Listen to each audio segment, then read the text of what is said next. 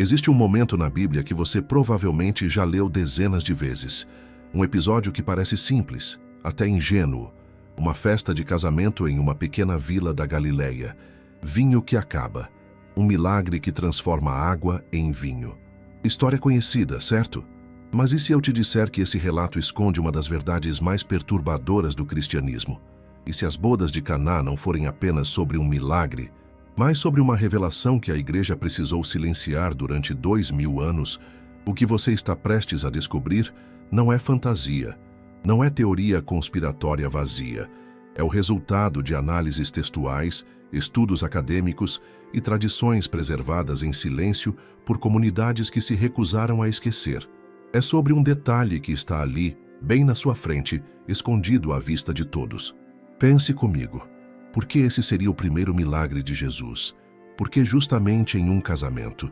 E por que Maria, sua mãe, tinha tanta autoridade sobre os servos de uma casa que teoricamente não era dela? Durante séculos, essas perguntas foram desviadas, ignoradas, enterradas sob camadas de interpretações seguras. Mas hoje, você vai olhar para as bodas de Caná com olhos completamente novos. E quando terminar esse vídeo, você nunca mais vai ler João capítulo 2 da mesma forma. Porque a verdade é que esse casamento em Caná não foi um evento qualquer.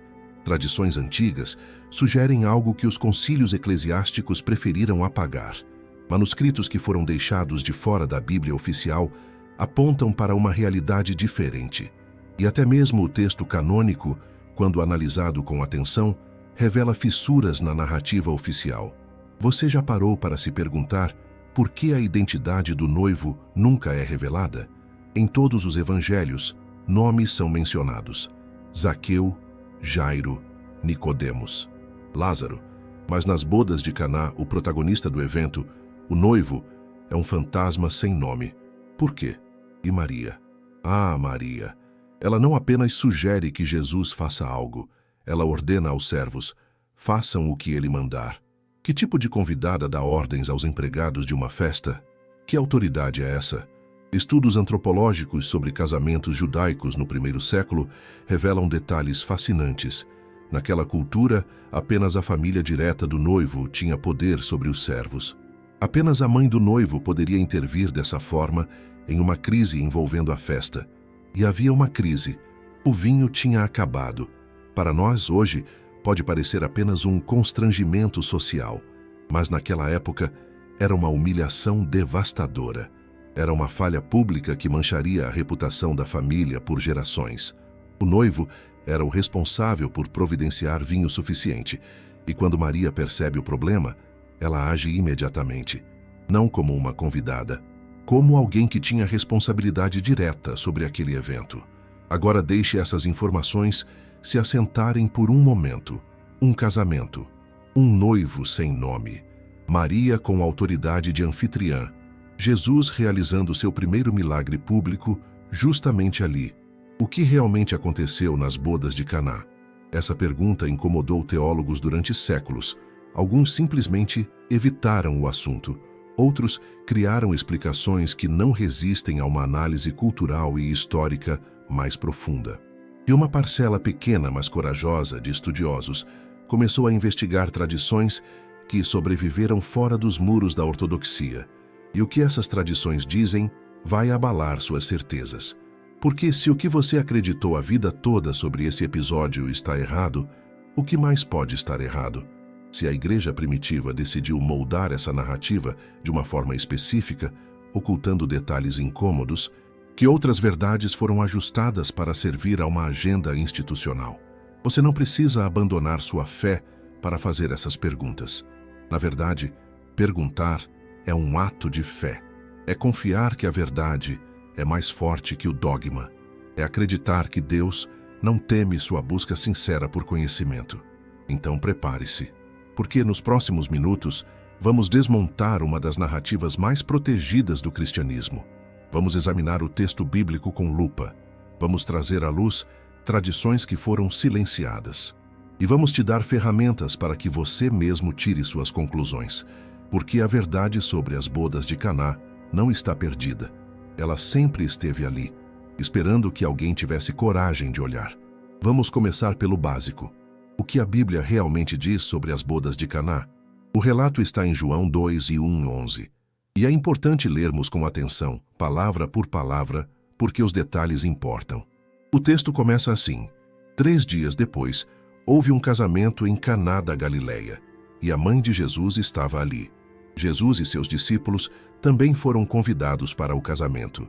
Primeira observação: Maria não foi convidada. Ela estava ali. A construção gramatical no grego original sugere que ela já estava presente, como se fizesse parte da organização. Jesus e os discípulos, esses sim, foram convidados. Sutil, mas significativo. O texto continua. Quando o vinho acabou, a mãe de Jesus lhe disse: "Eles não têm mais vinho." Jesus respondeu: "Mulher, por que você está me envolvendo nisso? Minha hora ainda não chegou." Sua mãe disse aos servos: "Façam o que ele mandar." Aqui temos várias camadas de estranheza. Primeiro, por que Maria se preocupa com o vinho? Se ela fosse apenas uma convidada, não seria responsabilidade dela resolver esse problema. O mais natural seria que ela ficasse constrangida junto com os outros convidados, mas não que tomasse a iniciativa de buscar uma solução. Segundo, a resposta de Jesus. Ele usa a palavra mulher, que em grego é ginai, um termo respeitoso, mas distante. Não é mãe, é como se ele estivesse estabelecendo um limite. Por que você está me envolvendo nisso? Literalmente, no grego, o que há entre mim e ti? Essa frase é usada em outros lugares da Bíblia para marcar uma separação de responsabilidades. Jesus está essencialmente dizendo: isso não é minha responsabilidade, não é meu problema. Mas se não era problema dele, de quem era? Do noivo. Sempre do noivo. E ainda assim, Maria ignora a resposta de Jesus e vai direto aos servos. Façam o que ele mandar. Como se ela soubesse que, apesar da resistência inicial, Jesus acabaria resolvendo. Como se aquela fosse, de alguma forma, uma responsabilidade compartilhada entre eles. O milagre acontece. 6 talhas de pedra, usadas para purificação ritual judaica, são enchidas de água, entre 80 e 120 litros cada uma. No total, algo entre 480 e 720 litros de água, que se transformam em vinho. E não é qualquer vinho. O mestre Sala, ao provar, chama o noivo e diz: todos servem primeiro o vinho bom, e depois que os convidados já beberam bastante, trazem o vinho inferior. Mas você guardou o melhor vinho até agora. Ele fala com o noivo, mas quem providenciou o vinho foi Jesus. Interessante, não é? E o noivo? Silêncio absoluto. Ele não responde, ele não agradece. Ele simplesmente desaparece da narrativa, como se fosse um personagem secundário em sua própria festa de casamento. João encerra: este foi o primeiro dos sinais que Jesus realizou. Aconteceu em Caná da Galileia, e assim ele revelou sua glória e seus discípulos creram nele. Primeiro sinal, primeira demonstração pública de poder. E acontece em um casamento onde o noivo não tem nome. A mãe de Jesus age como anfitriã, e Jesus resolve um problema que não era dele. Agora vamos às lacunas. Estudiosos da Bíblia notam que o Evangelho de João é extremamente detalhista. Ele menciona nomes, lugares específicos, até horas do dia. Era por volta da 6ª hora e estava quase na hora 6ª. João não economiza em precisão, mas aqui, nesse evento tão significativo, o primeiro milagre, ele omite o nome do noivo. E da noiva também. De fato, a noiva nem sequer é mencionada uma vez no texto inteiro. É como se o casamento fosse apenas um pano de fundo, não o evento principal. Por quê? Algumas interpretações tradicionais dizem que João omitiu os nomes para proteger a privacidade dos envolvidos, mas isso não faz sentido. João menciona Lázaro pelo nome e depois descreve sua ressurreição, um evento que certamente atrairia a atenção indesejada. Ele menciona Maria Madalena, Marta, Nicodemos, José de Arimateia. Por que proteger justamente o noivo de Caná? Outras interpretações sugerem que os nomes não eram importantes para a mensagem espiritual do milagre. Mas João costuma dar contexto. Quando Jesus cura o cego de nascença, João menciona que ele estava sentado pedindo esmolas. Quando cura o paralítico, descreve que ele estava ali há 38 anos. Detalhes importam para João, exceto, aparentemente, quando se trata das bodas de Caná.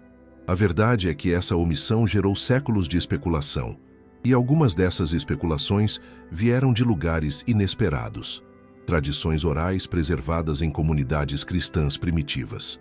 Textos apócrifos que não entraram no cânon oficial, e até mesmo análises linguísticas do texto grego que revelam nuances perdidas nas traduções modernas.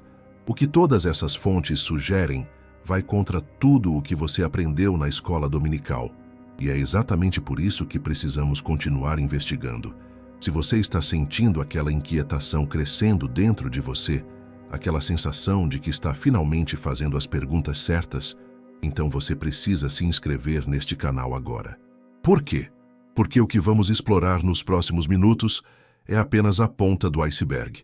Existem dezenas de narrativas bíblicas que escondem verdades similares, camadas de significado que foram suavizadas, ajustadas ou completamente reinterpretadas ao longo dos séculos.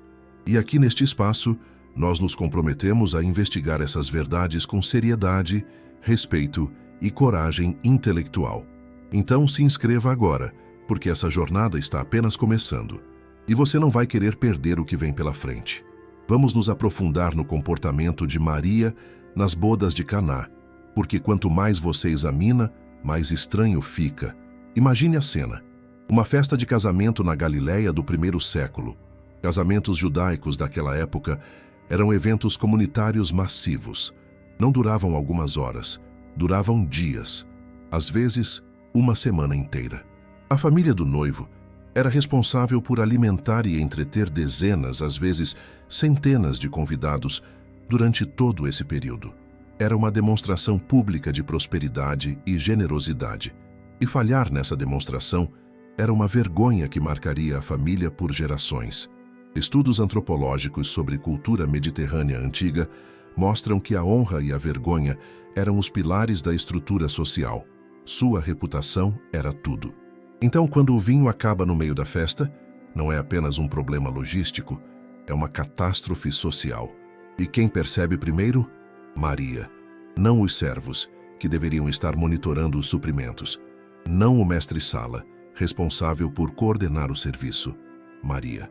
E ela não apenas percebe, ela age imediatamente para resolver. Isso nos diz algo fundamental. Maria estava prestando atenção aos detalhes operacionais da festa. Ela estava monitorando, como alguém que tinha responsabilidade direta sobre o evento. Pesquisas sobre estrutura familiar judaica no período do Segundo Templo indicam que as mães tinham papel central na organização de casamentos, especialmente os casamentos de seus próprios filhos. A mãe do noivo era essencialmente a coordenadora do evento. Ela supervisionava a comida, a bebida, o conforto dos convidados. Exatamente o que Maria está fazendo em Caná. Mas tem mais. Quando Maria identifica o problema, ela não vai falar com o mestre-sala. Não procura o noivo. Ela vai direto a Jesus, como se ele fosse a pessoa natural para resolver aquela crise, como se ele tivesse, de alguma forma, responsabilidade sobre o sucesso daquele evento. E a resposta de Jesus é reveladora. Mulher, por que você está me envolvendo nisso? Minha hora ainda não chegou. Vamos pausar aqui. Minha hora ainda não chegou.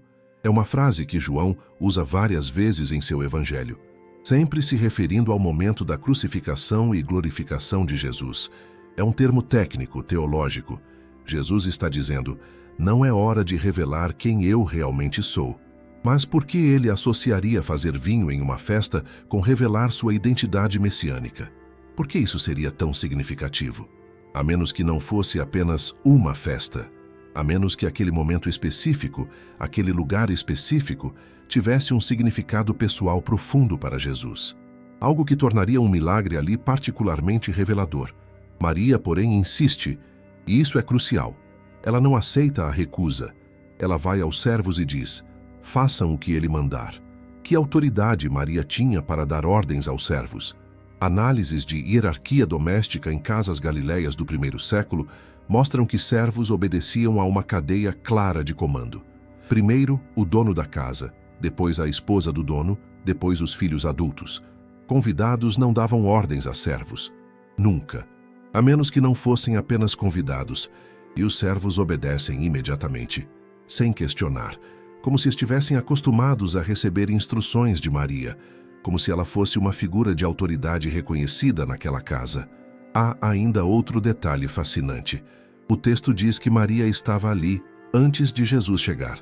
No grego original, a construção sugere que ela já estava presente, possivelmente envolvida nos preparativos.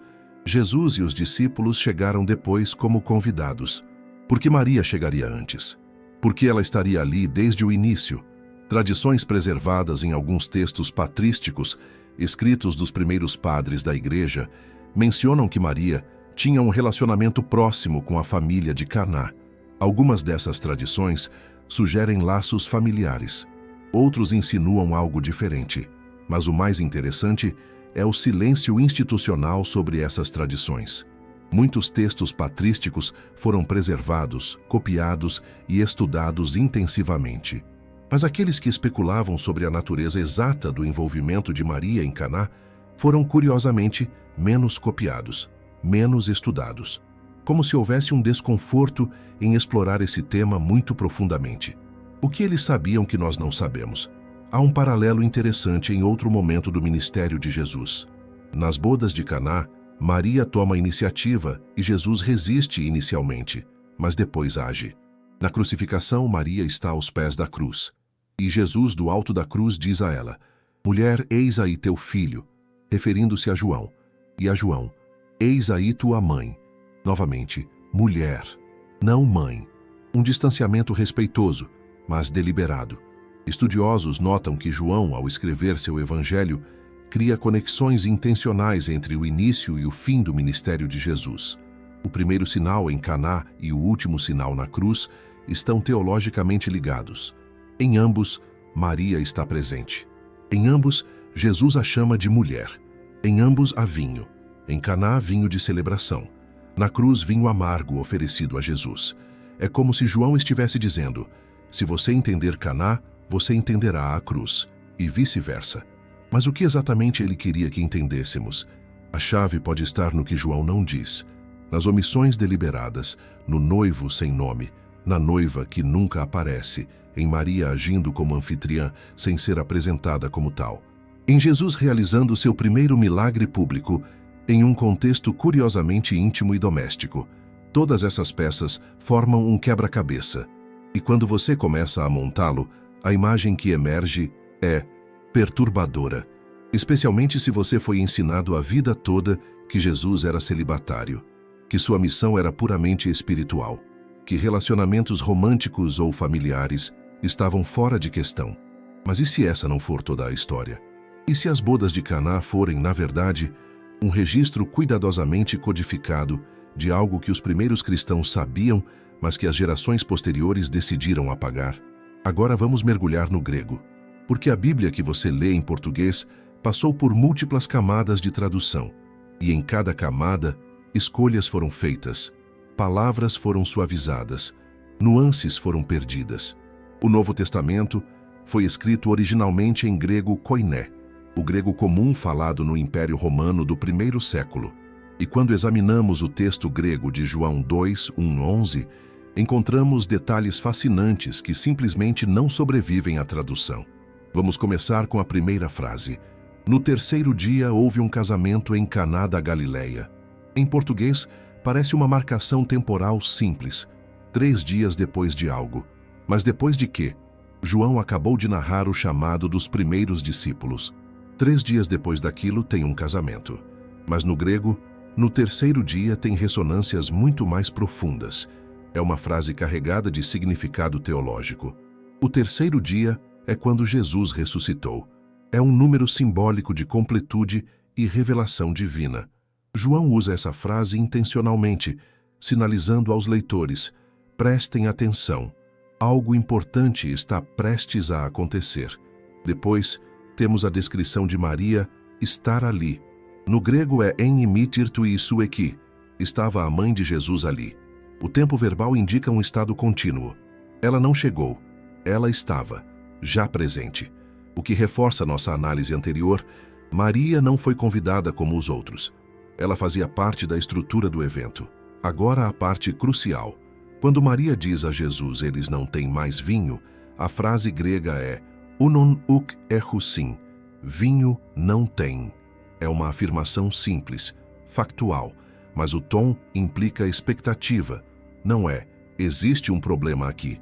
Nós temos um problema aqui que precisa ser resolvido. O nós está implícito na estrutura da frase. E a resposta de Jesus, ti emikesi gine, palavra por palavra, o que a mim e a ti, mulher. Essa frase, ti emoi kai soi, é uma expressão idiomática hebraica transliterada para o grego. Aparece várias vezes no Antigo Testamento e sempre marca uma separação de responsabilidades ou de esferas de influência. É usada quando alguém quer dizer, isso não me diz respeito, ou não se meta no meu caminho. Mas aqui está o detalhe interessante. Quando essa frase é usada entre familiares próximos, ela muitas vezes indica não um distanciamento absoluto, mas uma negociação de papéis. É como se Jesus estivesse dizendo, você está me colocando em uma posição difícil. Você sabe o que está pedindo. E Maria responde não a Jesus, mas aos servos, como se a negociação tivesse sido resolvida. Como se ela soubesse que, apesar da resistência, Jesus faria o que era necessário, porque, no final das contas, era necessário para a família, para a honra, para evitar a vergonha pública. Agora vamos para a palavra gine, mulher.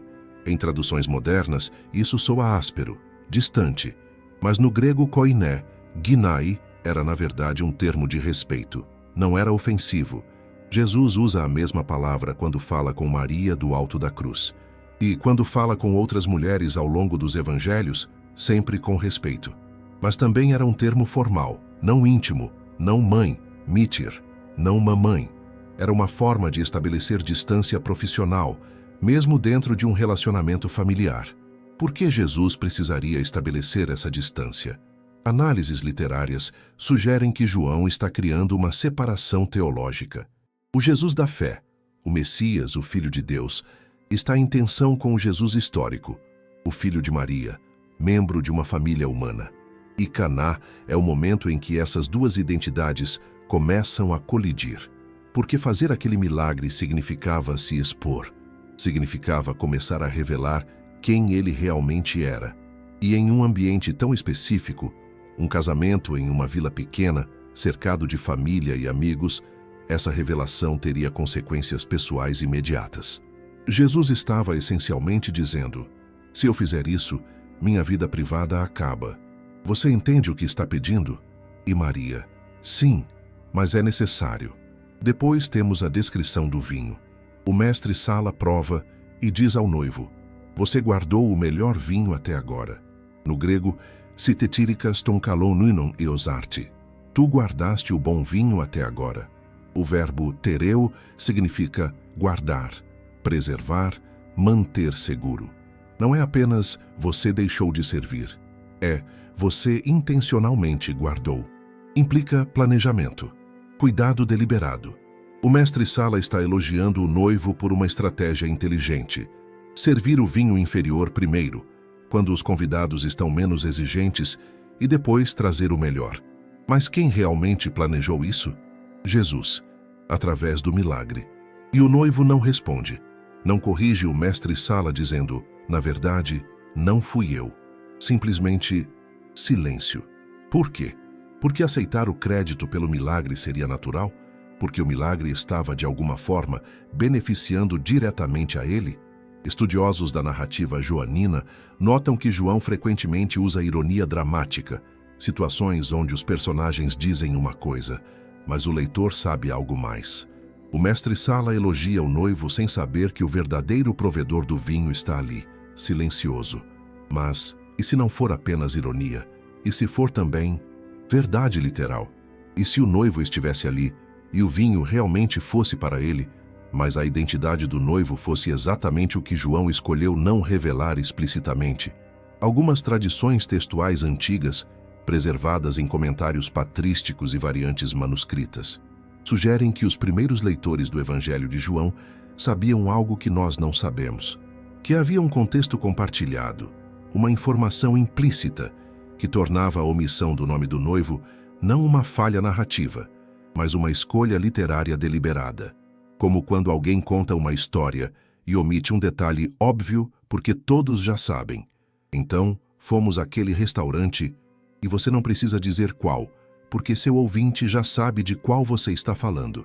João escreveu para uma comunidade específica, que é possível que para aquela comunidade a identidade do noivo de Caná fosse conhecimento comum, algo que não precisava ser dito explicitamente. Mas então veio a institucionalização, os concílios, a padronização doutrinária, e de repente aquele conhecimento comum se tornou inconveniente. Agora eu quero saber de você.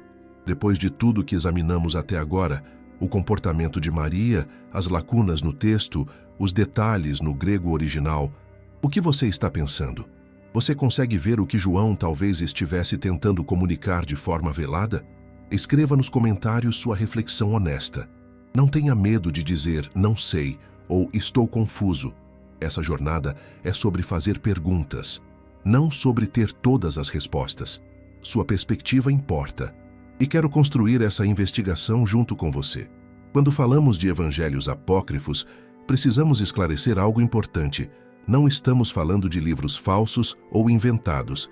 Apócrifo significa oculto ou secreto, em grego.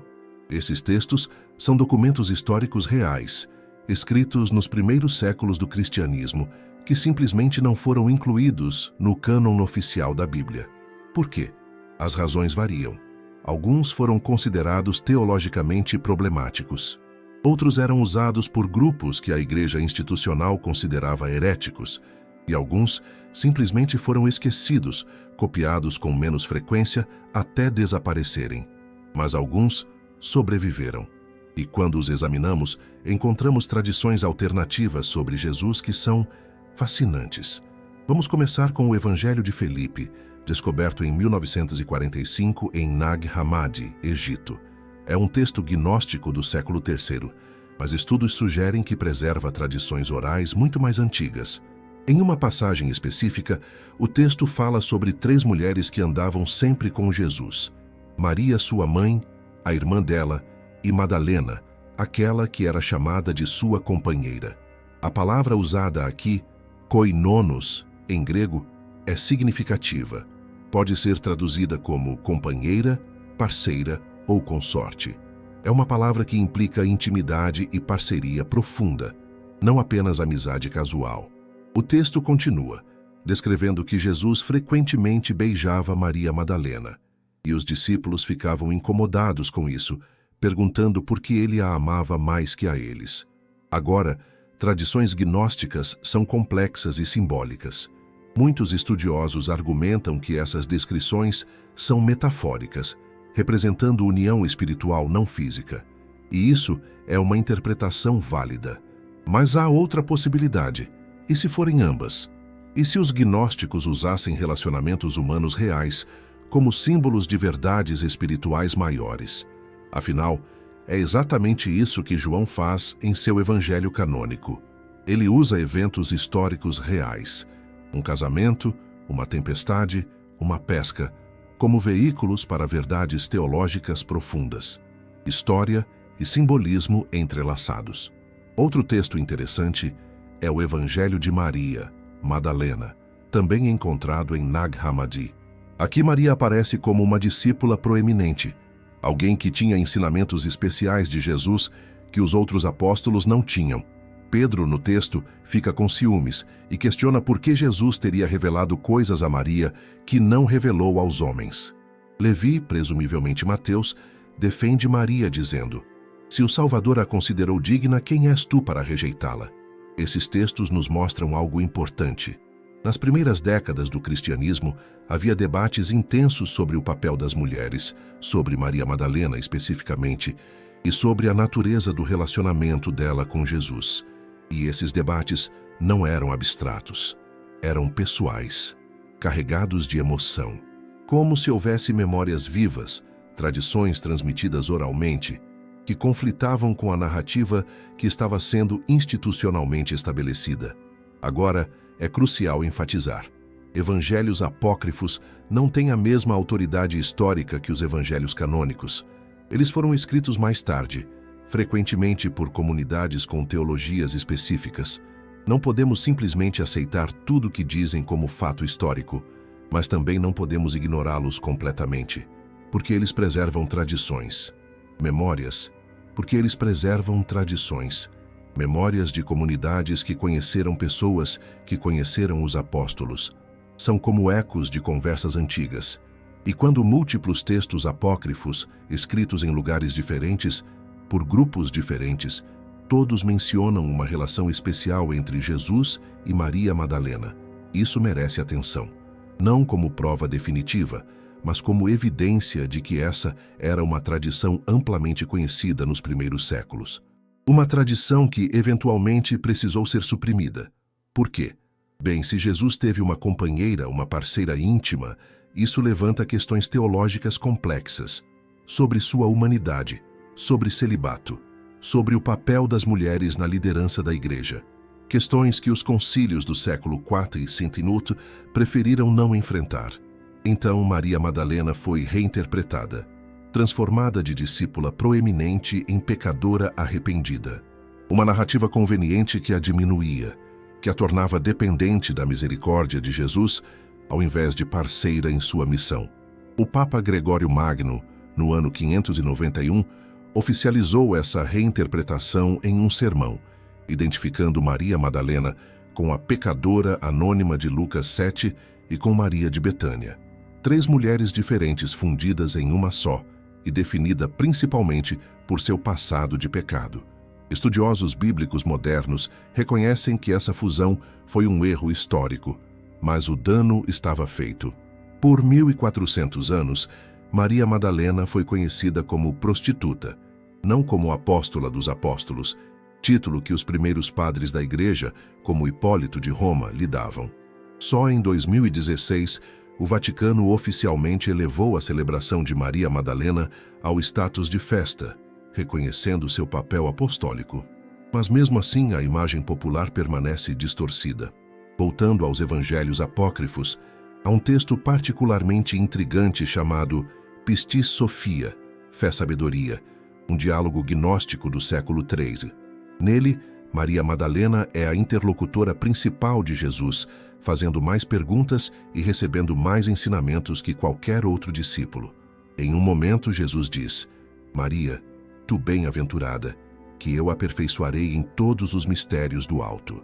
E os discípulos masculinos reclamam que Maria fala demais, que domina a conversa. Pedro especificamente expressa irritação com ela. Esse conflito entre Pedro e Maria aparece em múltiplos textos apócrifos e é significativo porque Pedro representa a autoridade institucional. Ele é a pedra sobre a qual Jesus disse que construiria sua igreja. Maria representa algo diferente: conhecimento direto, intimidade pessoal, revelação mística.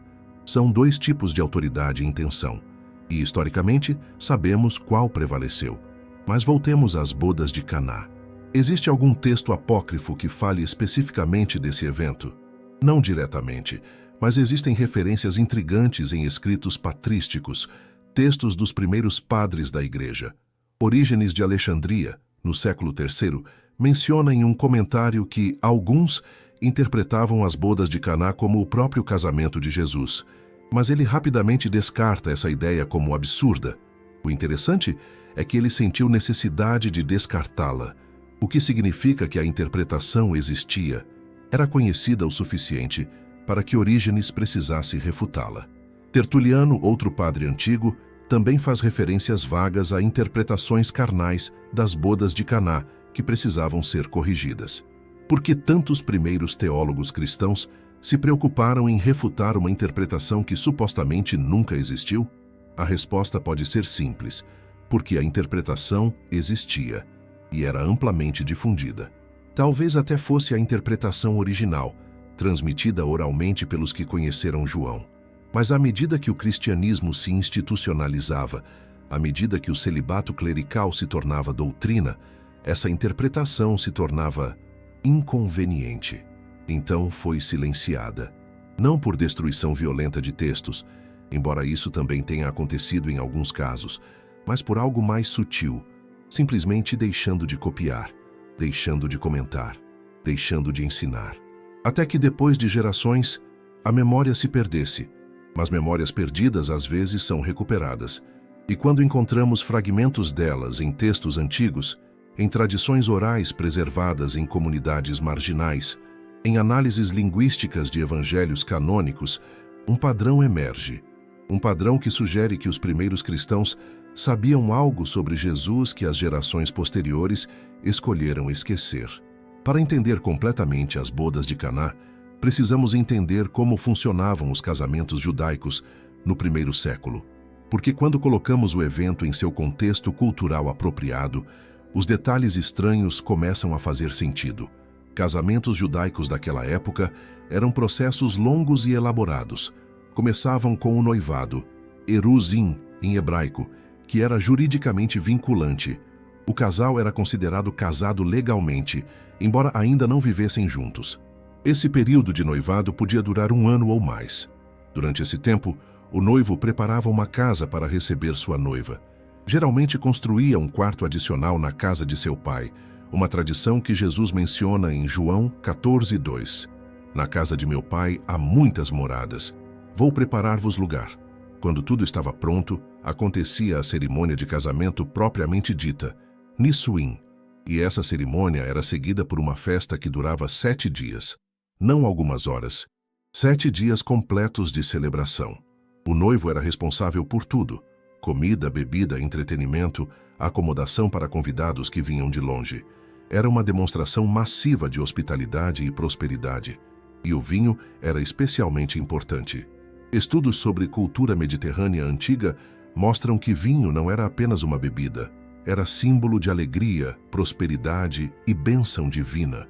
Fartura de vinho significava bênção de Deus sobre o casamento. Ficar sem vinho antes do fim da festa era, portanto, um desastre de múltiplas camadas. Era falha em hospitalidade, uma ofensa grave em cultura mediterrânea. Era sinal de má administração, sugerindo que o noivo não tinha capacidade de prover para sua família, e era visto como mau presságio, como se Deus não estivesse abençoando aquela união. A vergonha seria pública e duradoura. Aquele casamento seria lembrado para sempre como aquele onde acabou o vinho. Agora, quem era responsável por evitar isso? O noivo e sua família imediata, especialmente a mãe do noivo, que tradicionalmente supervisionava os preparativos e o andamento da festa. O que nos traz de volta a Maria. Maria age exatamente como uma mãe do noivo agiria. Ela monitora os suprimentos. Quando identifica o problema, ela age imediatamente para proteger a honra da família. Ela não consulta o mestre-sala, não procura o noivo, ela vai direto à solução. E a solução é Jesus. Por que Jesus seria a pessoa natural para resolver uma crise de vinho em um casamento? A menos que fosse seu casamento.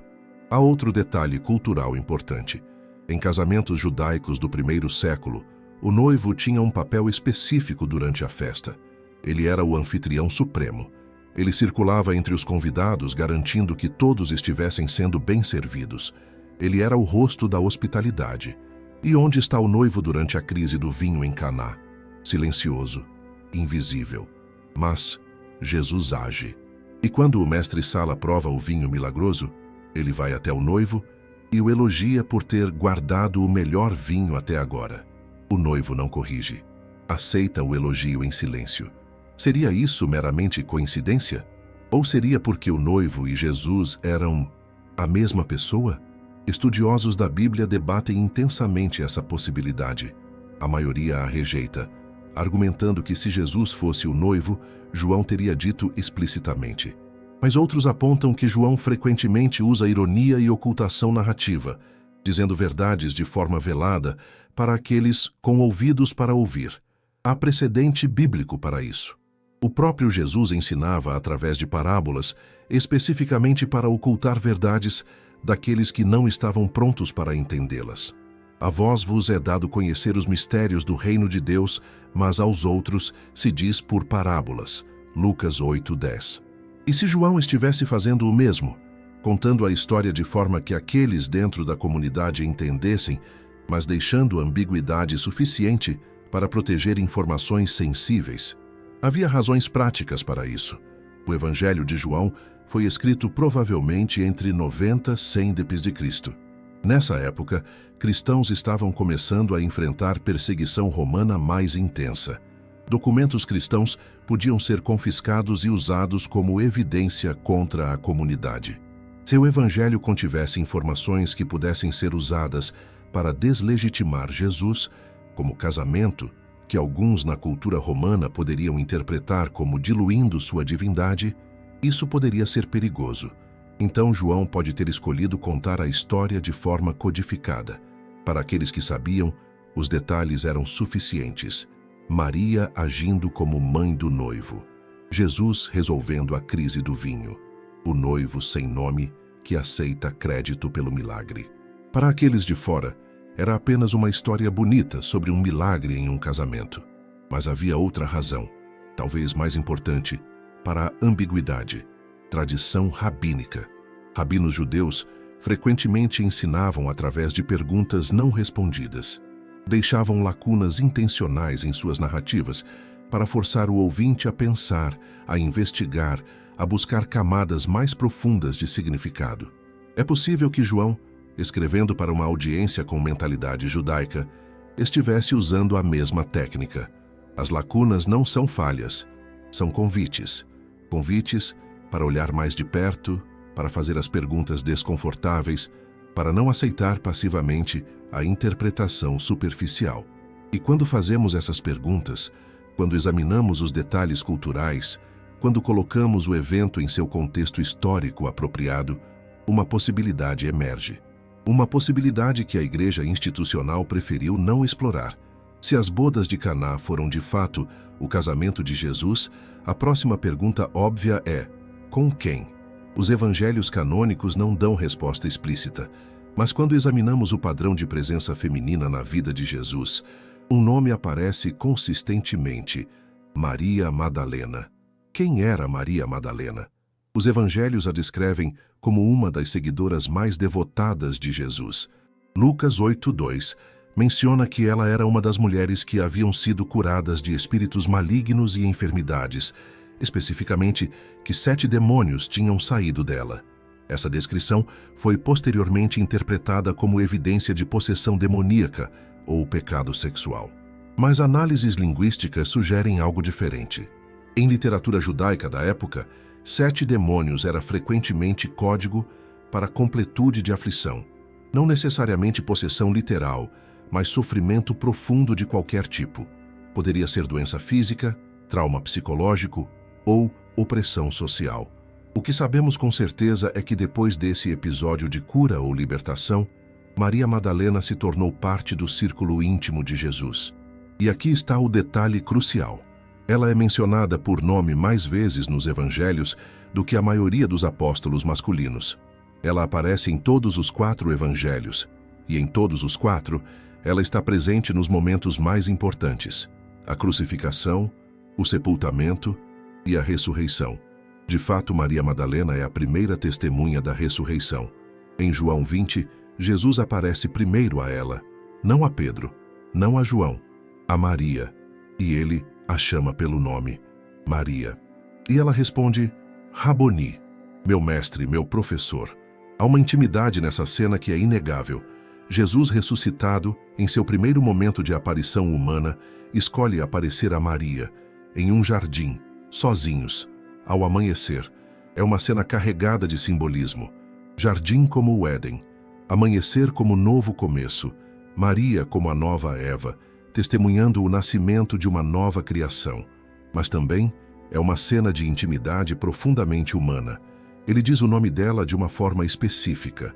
Ela reconhece sua voz imediatamente, e sua primeira reação é tentar tocá-lo, um gesto que sugere familiaridade física anterior. Jesus diz: não me detenhas, no grego original, mi aptu, que literalmente significa não me segure ou não me agarre, sugerindo que ela tentou abraçá-lo, segurá-lo, talvez da forma como você segurava alguém que você ama e que você pensou ter perdido para sempre. Estudiosos debatem o significado teológico dessa frase. Mas o significado humano é claro. Havia um relacionamento ali. Um relacionamento marcado por afeto, confiança e intimidade. Agora, vamos conectar os pontos. Maria Madalena é descrita como uma das mulheres que serviam Jesus e os discípulos com seus próprios bens. Lucas 8:3. A palavra grega usada é diacônio, servir, ministrar, prover. Sugere que ela tinha recursos financeiros e os usava para apoiar o ministério. De onde viria essa riqueza? Algumas tradições sugerem que ela era de família abastada de Magdala. Outras especulam que ela tinha sua própria fonte de renda, mas há outra possibilidade raramente considerada. Ela poderia estar usando recursos familiares compartilhados, como uma esposa faria. Em cultura judaica do primeiro século, mulheres solteiras raramente viajavam com grupos de homens. Seria escandaloso. Mas esposas podiam acompanhar seus maridos, especialmente em peregrinações religiosas ou missões de ensino. E aqui está algo fascinante. Os evangelhos mencionam que Jesus e seus discípulos eram frequentemente convidados para casas de pessoas. Mas quando chegam, quem os recebe? Frequentemente, mulheres. Marta e Maria em Betânia. Maria, mãe de João Marcos, em Jerusalém. E Maria Madalena está constantemente presente nessas cenas domésticas. Não como serva, mas como anfitriã conjunta. Há uma passagem intrigante em Lucas 10:38-42. Jesus entra em uma aldeia e uma mulher chamada Marta o recebe em sua casa. Sua irmã Maria se senta aos pés de Jesus, ouvindo seus ensinamentos. Marta reclama que Maria não está ajudando com o trabalho doméstico. Muitos estudiosos identificam essa Maria como Maria de Betânia, não Maria Madalena. Mas tradições patrísticas antigas às vezes as fundem, sugerindo que talvez fossem a mesma pessoa, ou que havia confusão intencional na transmissão oral para proteger identidades. O interessante é o comportamento de Maria. Sentar aos pés de um rabino era a posição clássica de um discípulo. Mas mais que isso, era uma posição de intimidade permitida apenas a membros próximos da família ou estudantes formalmente aceitos. E Jesus a defende. Quando Marta reclama, Jesus diz: Maria escolheu a boa parte que não lhe será tirada. A boa parte, agaten merida, em grego, pode significar a melhor porção, como em uma herança, ou o melhor papel. Maria escolheu o papel de discípula, de aprendiz, de parceira intelectual e espiritual. E Jesus valida essa escolha publicamente. Em uma cultura onde mulheres raramente eram ensinadas Torá, isso era revolucionário. Mas era mais que revolucionário. Era pessoal. Porque ensinar sua esposa, compartilhar conhecimento sagrado com ela, elevá-la como parceira intelectual e espiritual, isso não era apenas aceito na cultura judaica, era esperado. Fazia parte do ideal de casamento entre pessoas devotas. O Talmud, compilado séculos depois, mas refletindo tradições antigas, fala sobre a importância de um homem ensinar sua esposa. Quem ensina sua filha Torá é como se ensinasse frivolidade, diziam alguns rabinos conservadores. Mas outros mais liberais argumentavam que ensinar a esposa era obrigação sagrada. Jesus claramente pertencia à segunda categoria. E se Maria Madalena era sua aluna mais dedicada, sua primeira testemunha da ressurreição, sua companheira constante no ministério, apoiando-o financeiramente e permanecendo ao seu lado até a morte e além, o que isso nos diz? Para alguns, não diz nada definitivo. Tudo isso poderia ser explicado como devoção discipular profunda, sem implicações românticas ou maritais. Mas para outros, o padrão é inegável. E quando combinado com as evidências das bodas de Caná, com as tradições preservadas em textos apócrifos, com a necessidade histórica da igreja institucional de redefinir Maria Madalena como pecadora ao invés de parceira, um quadro coerente emerge. Um quadro de uma mulher que foi esposa, discípula, testemunha e apóstola. E que teve que ser sistematicamente apagada da história para proteger uma narrativa de celibato que servia aos interesses institucionais da igreja medieval. Para entender por que a possibilidade de Jesus ter sido casado é tão controversa, precisamos entender como a doutrina do celibato se desenvolveu na igreja. Aqui está o fato surpreendente. Nos primeiros séculos do cristianismo, o celibato clerical não era obrigatório, De fato, não era nem comum. O próprio Pedro, considerado o primeiro papa, era casado. Sabemos disso porque os evangelhos mencionam sua sogra, Mateus 8:14. Paulo, em 1 Coríntios 9:5, faz referência ao direito dos apóstolos de levar conosco esposa crente, como fazem os demais apóstolos e os irmãos do Senhor e Cefas. Cefas sendo outro nome para Pedro. Então, nos primeiros anos da igreja, era perfeitamente normal que líderes cristãos fossem casados. Quando isso mudou? E por quê? A mudança foi gradual, acontecendo ao longo de vários séculos, mas os fatores principais foram teológicos, práticos e políticos. Teologicamente, houve uma crescente influência de filosofia grega, particularmente o platonismo, que via o corpo físico como inferior ao espiritual.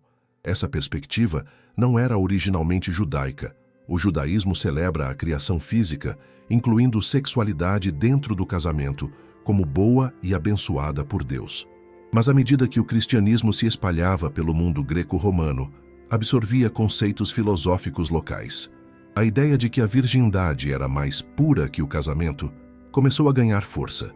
Paulo contribuiu para isso, embora de forma nuançada.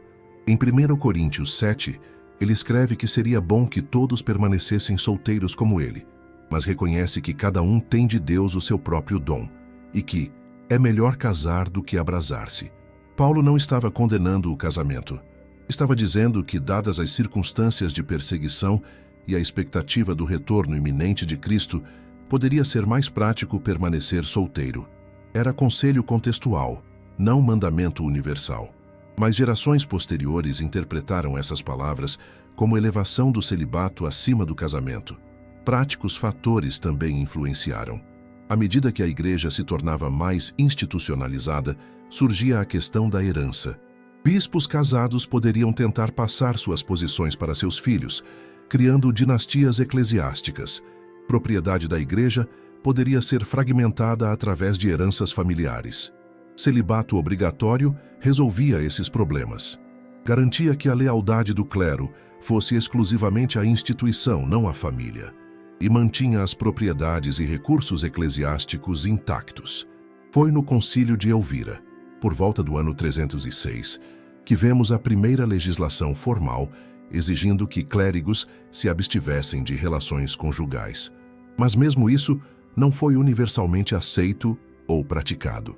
O celibato obrigatório só se tornou lei oficial na Igreja Católica Romana no Segundo Concílio de Latrão, em 1139, mais de 1000 anos após Jesus.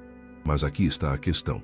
Se a Igreja estava construindo uma doutrina de celibato clerical obrigatório, baseando-a na suposta pureza superior da virgindade, então a possibilidade de que o próprio Jesus tivesse sido casado seria problemática.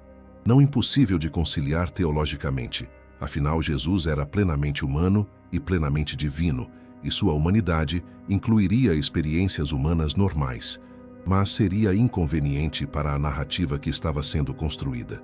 Seria mais simples, mais limpo, se Jesus fosse apresentado como perpetuamente celibatário, um modelo para os padres celibatários da igreja medieval. E assim, ao longo dos séculos, qualquer tradição sugerindo o casamento de Jesus foi silenciada. Não por decreto oficial explícito.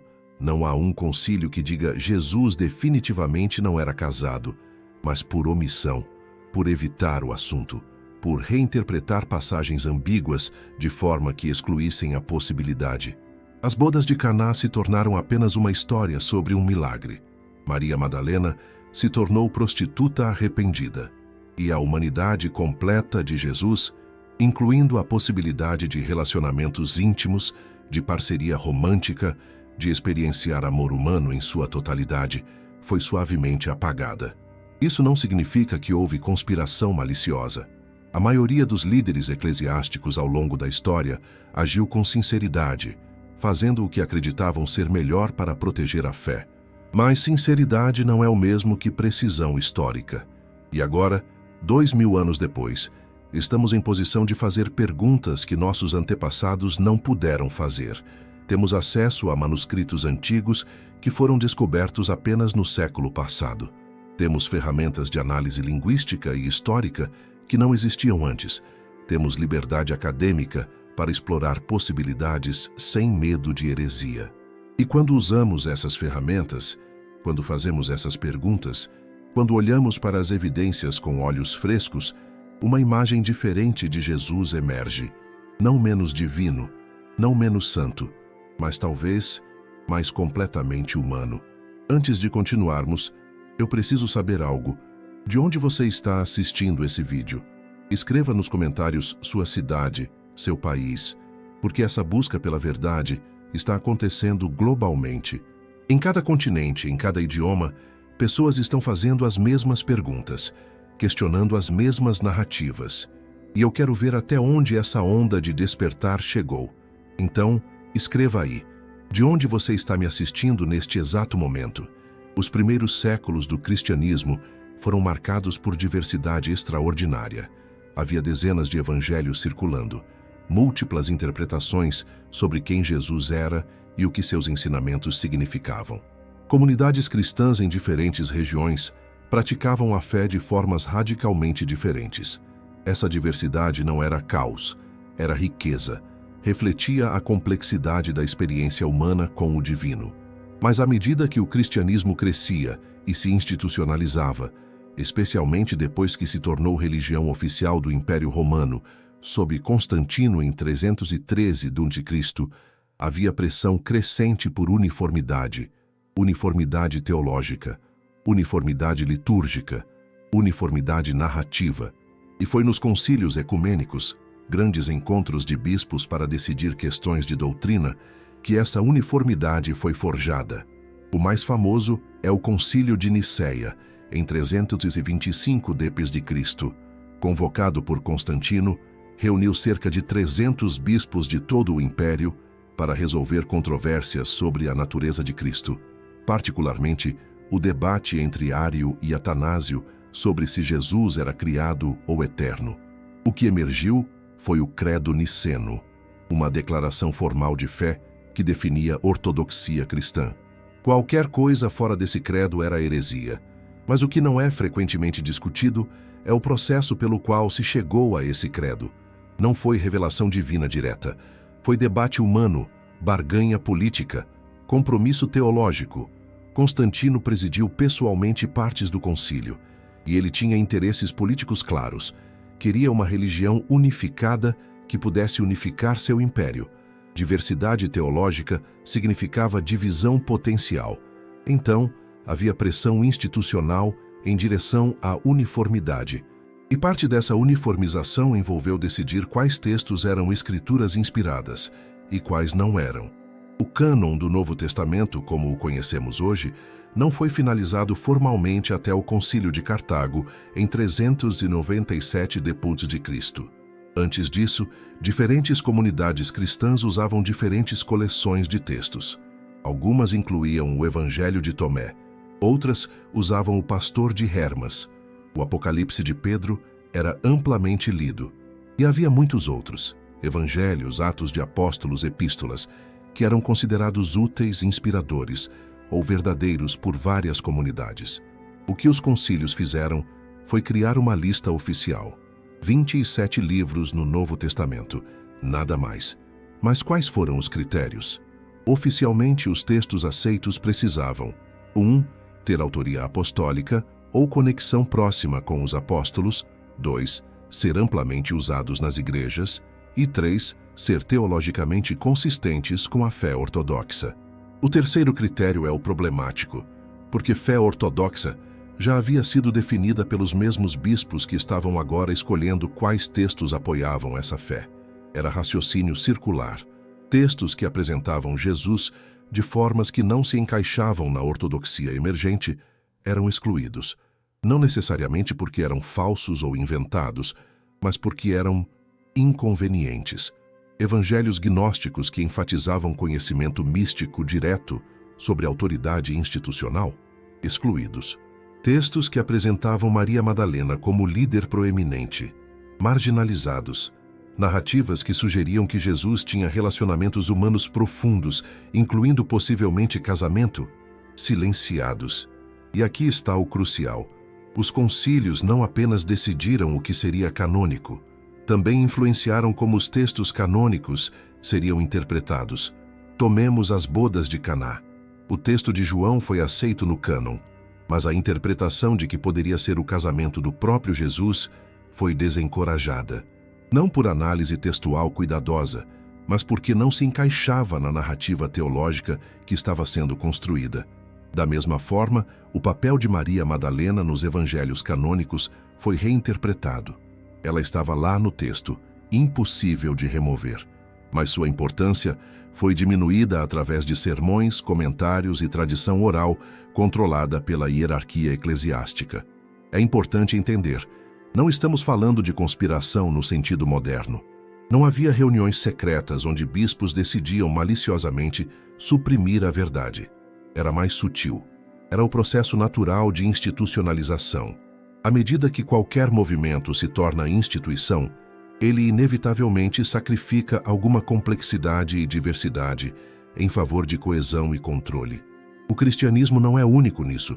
Acontece com toda a religião, todo movimento social, toda a filosofia que se torna estabelecida. Mas entender esse processo nos libera para fazer perguntas que foram desencorajadas durante séculos.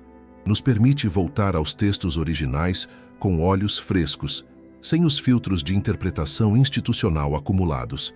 Mas entender esse processo nos libera para fazer perguntas que foram desencorajadas durante séculos. Nos permite voltar aos textos originais com olhos frescos, sem os filtros de interpretação institucional acumulados.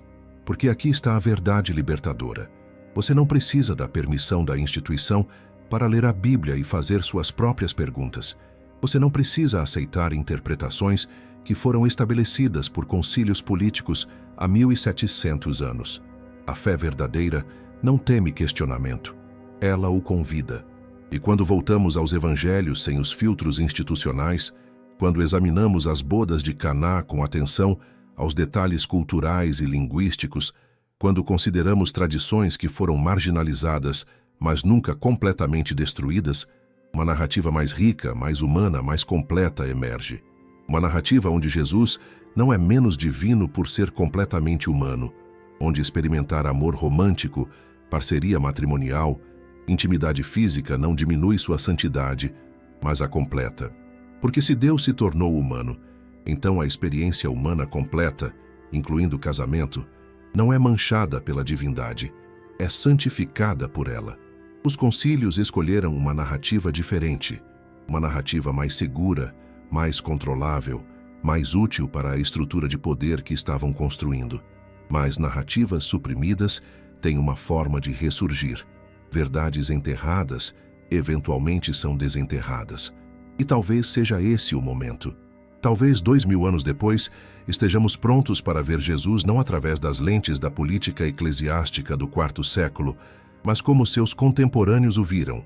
Um rabino judeu radical, um professor profundo, um curandeiro poderoso, um desafiador de autoridades religiosas corruptas e, possivelmente, um homem que amou e foi amado, que experimentou a parceria sagrada do casamento, que entendeu a totalidade da experiência humana porque a viveu plenamente. Essa não é uma verdade que diminui Jesus. É uma verdade que o torna mais próximo, mais real, mais capaz de entender nossas próprias lutas com amor, relacionamentos, compromisso e perda. E se as bodas de Caná foram, de fato, seu próprio casamento, então aquele primeiro milagre ganha significado profundo. Não era apenas sobre transformar água em vinho, era sobre transformar um momento de vergonha potencial em celebração, sobre providenciar abundância onde havia escassez, sobre proteger a honra de sua família e de sua amada. Era Jesus sendo plenamente humano e plenamente divino ao mesmo tempo. E talvez seja isso que os concílios decidiram esconder. Não porque era falso, mas porque era verdadeiro demais, humano demais, íntimo demais. Porque um Jesus que amou profundamente, que se comprometeu com uma parceira, que experimentou alegria matrimonial e possivelmente a dor da perda, esse Jesus não pode ser facilmente controlado por instituições. Esse Jesus pertence às pessoas, não aos bispos. E talvez seja por isso que essa verdade foi silenciada. Então, o que muda se Jesus foi casado? O que isso significa para sua fé, sua compreensão do divino, sua relação pessoal com o sagrado? Para alguns, pode parecer que isso diminui Jesus, torna-o menos transcendente, menos divino, mais comum. Mas considere o oposto. E se isso o torna mais divino? Um dos mistérios centrais do cristianismo é a encarnação, a ideia de que Deus se tornou humano. Não parcialmente humano, não pretendendo ser humano, mas verdadeiramente completamente humano. O Verbo se fez carne e habitou entre nós. Escreve João no prólogo de seu evangelho. Carne, não espírito disfarçado de carne, não divindade usando um traje humano temporário. Carne real, com todas as suas limitações, necessidades e experiências. Se isso é verdade, se Jesus foi verdadeiramente humano, então ele experimentou tudo que faz parte da experiência humana completa. Fome, sede, cansaço, dor física, mas também alegria, amizade, riso e amor. Amor em todas as suas formas. Amor fraternal, amor compassivo pelos marginalizados, amor filial por sua mãe e, possivelmente, amor romântico por uma parceira. Por que esse último tipo de amor seria excluído de sua experiência humana? Não seria a exclusão dessa dimensão que tornaria sua humanidade incompleta? Há uma teologia profunda aqui. Se Deus escolheu experimentar a humanidade e escolheu fazê-lo através de todas as suas dimensões, incluindo possivelmente casamento, então isso não profana a divindade. Santifica a humanidade. Significa que seus relacionamentos, seus compromissos, seu amor por seu cônjuge ou parceiro, isso não é separado do sagrado. É uma forma de participar no divino. Paulo escreve em Efésios 5 que o casamento é grande mistério, que reflete a relação entre Cristo e a Igreja. Mas e se essa metáfora funcionasse em ambas as direções? E se a razão pela qual o casamento pode refletir a relação Cristo-Igreja é porque Cristo mesmo experimentou o casamento? Essa não é teologia nova. Místicos medievais frequentemente escreviam sobre união com Cristo, em termos românticos e até eróticos. Santa Teresa de Ávila descrevia suas experiências místicas usando linguagem de intimidade física.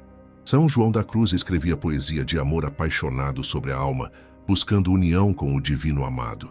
Eles entendiam algo profundo. Amor humano, em sua forma mais elevada, é um portal para o divino, não uma distração dele, não algo a ser transcendido, mas um caminho para experimentar o sagrado. E se Jesus experimentou esse tipo de amor, se ele teve uma parceira com quem compartilhou vida, missão, intimidade e compromisso, então isso valida sua própria busca por amor significativo.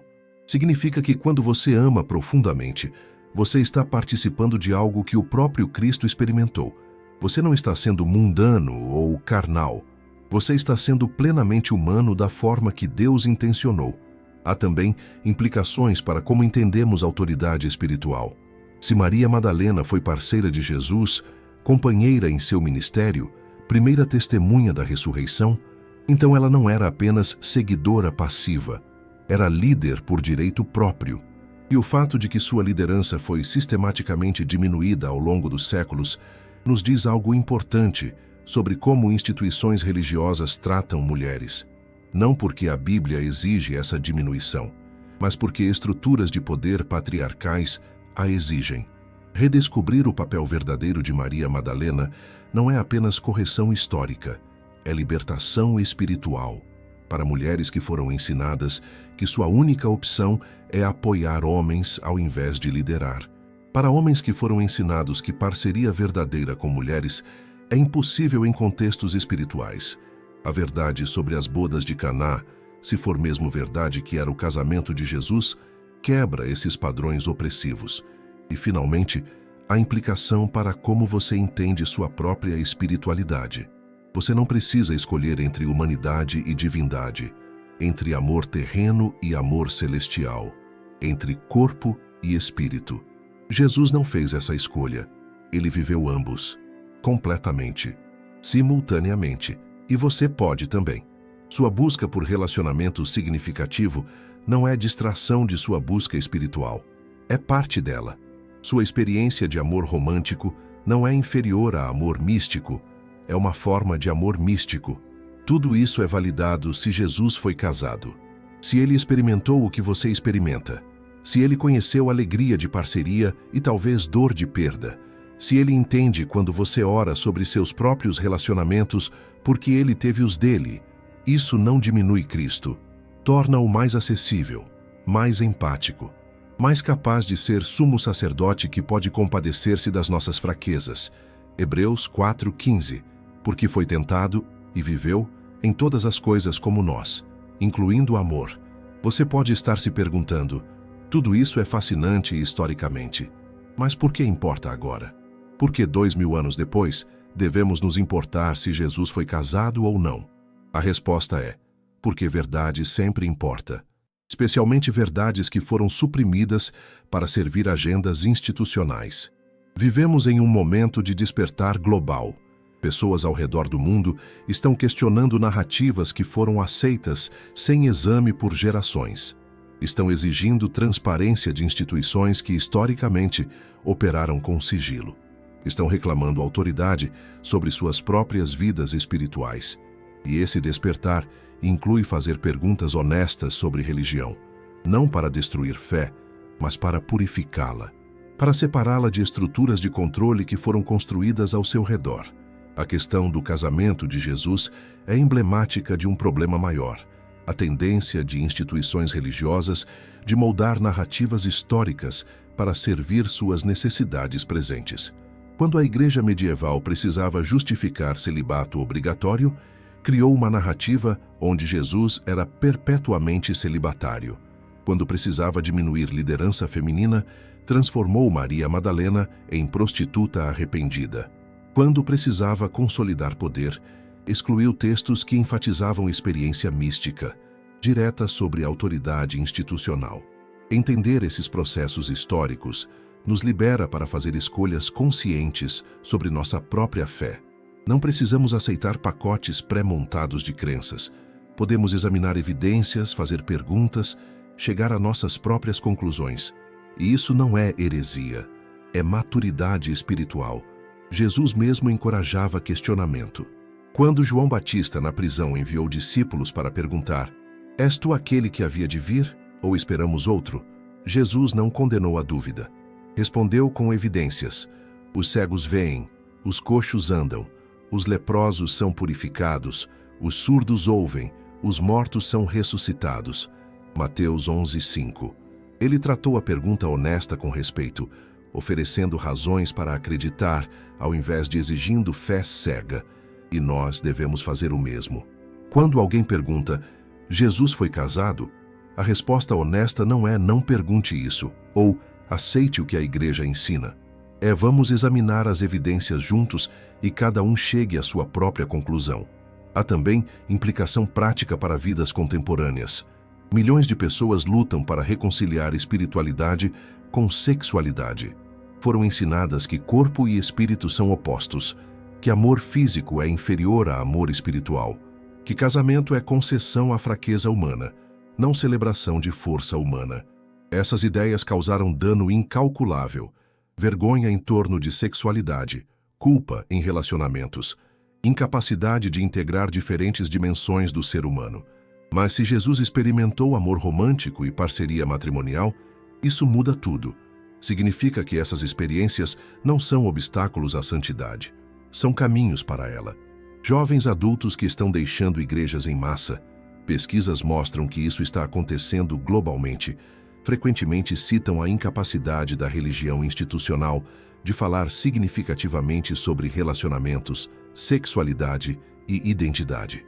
Eles sentem que têm que escolher entre autenticidade e espiritualidade, entre seus corpos e suas almas, entre viver plenamente e seguir a Deus. Mas essa não é a escolha que Jesus exigiria, porque ele não fez essa escolha.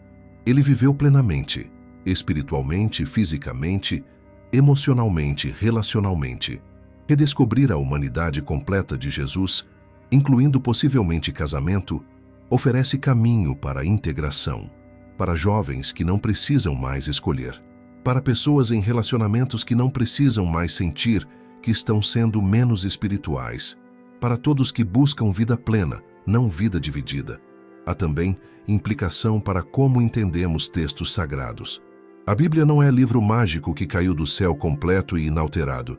É coleção de escritos humanos, inspirados, profundos, transformadores, mas escritos por pessoas em contextos específicos, compilados por concílios com agendas específicas, traduzidos por acadêmicos com pressupostos específicos. Entender isso não destrói a autoridade escritural, amadurece-a.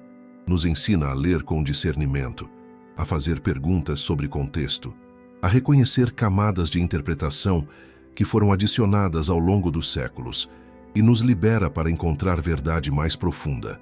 Não verdade imposta de cima por autoridades institucionais, mas verdade descoberta através de investigação honesta, oração sincera e comunidade autêntica. As bodas de Caná nessa luz se tornam mais que apenas história sobre milagre. Tornam-se convite para olhar mais de perto, para fazer perguntas desconfortáveis, para não aceitar explicações superficiais, quando detalhes não fazem sentido. E quando fazemos isso, quando temos coragem de questionar, descobrimos que fé não se desmorona, aprofunda-se, porque fé verdadeira não é concordância cega com doutrinas estabelecidas, é confiança que verdade, onde quer que leve, é melhor que ilusão confortável. E a verdade sobre Jesus, seja ele casado ou não, é que ele viveu plenamente, amou profundamente, desafiou autoridades corajosamente e nos convida a fazer o mesmo. Isso importa hoje porque você importa. Suas perguntas importam. Sua busca por verdade importa. Sua necessidade de integração entre corpo e espírito importa. E você não precisa da permissão de ninguém para buscar. Não precisa esperar que instituições religiosas mudem suas narrativas oficiais. Você pode ler os textos você mesmo, fazer suas próprias perguntas, chegar às suas próprias conclusões e viver sua fé com integridade, não com obediência cega, porque isso é o que Jesus fez. E se ele nos convida a segui-lo, então isso inclui seguir seu exemplo de questionamento corajoso, amor autêntico e vida plena. Isso é o que importa, hoje e sempre. Chegamos ao fim dessa jornada, mas na verdade não é fim, é começo. Porque o que você descobriu aqui não é pacote completo de respostas definitivas. É convite para continuar buscando, continuar questionando, continuar permitindo que sua fé evolua e amadureça. As bodas de Caná permanecem em muitas formas mistério. Não temos documentos históricos definitivos que provem, sem sombra de dúvida, que aquele foi o casamento de Jesus. Provavelmente nunca teremos. Mas temos perguntas legítimas, baseadas em análise textual cuidadosa, contexto cultural e histórico, e tradições preservadas em múltiplas fontes antigas. E essas perguntas nos ensinam algo importante. Mistério não é falha, é convite. Deus não exige que você tenha todas as respostas. Exige que você seja honesto na busca, que você não aceite mentiras confortáveis sobre verdades desconfortáveis, que você confie que o sagrado é grande o suficiente para suas dúvidas. Jesus disse: "Conhecereis a verdade, e a verdade vos libertará." João 8:32. Não disse: "Aceitem cegamente o que autoridades religiosas dizem."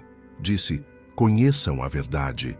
E conhecer exige buscar, investigar, questionar, não com cinismo, mas com sinceridade, não para destruir, mas para descobrir. Se Jesus foi casado, se as bodas de Caná foram sua própria celebração matrimonial, se Maria Madalena foi sua companheira e parceira, se ele experimentou a totalidade do amor humano, então ele entende você mais completamente do que você imaginou. Ele entende suas lutas em relacionamentos, suas alegrias em parceria, suas dores em perda, porque ele viveu isso também. E se ele não foi casado, se escolheu celibato, então ele entende o custo dessa escolha, a renúncia, a solidão, o sacrifício. De qualquer forma, ele entende, porque ele foi completamente humano. Essa é a mensagem central, não a resposta definitiva sobre um evento histórico específico, mas a verdade mais profunda sobre quem Deus é e como Deus se relaciona conosco, através de humanidade completa, através de experiência compartilhada, através de amor que não teme intimidade. Você não precisa ter medo de suas perguntas, não precisa se envergonhar de suas dúvidas, não precisa aceitar narrativas que não ressoam com sua experiência de verdade, porque você foi criado à imagem de Deus, e isso inclui sua capacidade de pensar, questionar e buscar. Use essa capacidade. Busque verdade onde quer que ela leve. Confie que Deus é grande o suficiente para suas dúvidas honestas e viva plenamente, como Jesus viveu, sem dividir seu ser em pedaços aceitáveis e inaceitáveis, sem esconder partes de você que parecem muito humanas para serem espirituais.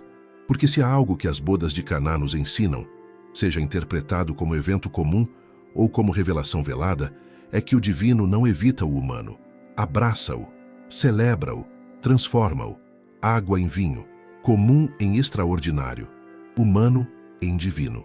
E você está convidado para essa celebração, agora, hoje, sempre. Se essa jornada mexeu com você, se despertou perguntas que você não sabia que tinha, se fez você ver os evangelhos com olhos completamente novos, então você precisa ficar conectado. Inscreva-se neste canal agora, porque continuaremos explorando verdades que foram esquecidas, narrativas que foram suprimidas, mistérios que foram enterrados. E aqui está o mais importante: você não está sozinho nessa busca. Somos milhares, não, milhões, ao redor do mundo, fazendo as mesmas perguntas, buscando as mesmas verdades, recusando-se a aceitar respostas superficiais. Então inscreva-se, ative o sininho para não perder nenhuma revelação e clique no próximo vídeo que vai aparecer na sua tela, porque essa investigação está apenas começando. E o que você vai descobrir a seguir vai aprofundar ainda mais tudo o que exploramos hoje. Não deixe essa busca morrer aqui. Continue, questione, busque, descubra. A verdade está esperando por você. Obrigado por assistir até o final. Até o próximo vídeo.